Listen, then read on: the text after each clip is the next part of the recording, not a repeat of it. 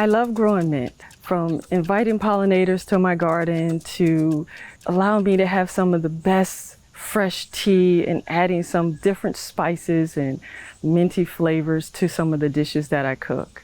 But the key thing that I also have to remember is that you can't just put it anywhere in your garden because it can take over and it'll grow faster than some of your other plants and it'll start to smother them out. Here's mountain mint and it's tons, meaning hundreds of seed pods on top. I have lemon balm over here and there's so many seeds in there. If I don't want the seeds to blow all over the garden and reroot themselves or reseed themselves in other locations, I need to make sure that I snip off this whole head. I'm just going to, for now, snip off just this one. And I need to make sure that I drop it down into the soil.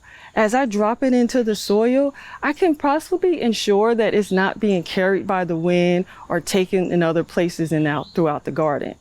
But also my peppermint, the root systems are so resilient that they just travel throughout the soil and I have to dig them up in order to control their growth. So when you want to grow some mint, consider a potted plant that allows the water to leach out of the bottom of it. Another key thing is I like to harvest my mint. And as I harvest my mint, I'll put it in a container, keep it fresh, and I'll strip off all of these leaves. And as I'm stripping off these leaves to use in whatever my dish is, I can't just throw these vines anywhere in the garden because when they touch soil and they're still moist, they'll start growing again and they'll grow that nice deep root system. And unfortunately, I'll end up having some of these peppermint plants growing all over the garden. Often in late winter and in fall, you'll find that your mint starts to die back. And it'll look like the vines are completely dried out and you'll be tempted to throw your plants away. Don't do that because you'll throw it in somewhere in your yard or maybe in the compost bin. But what you'll find is early spring, it'll start to grow back and it'll grow in some places where you didn't intend for it to grow.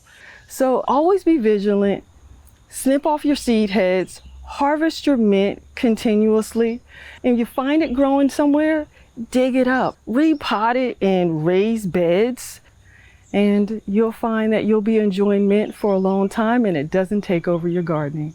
Happy gardening.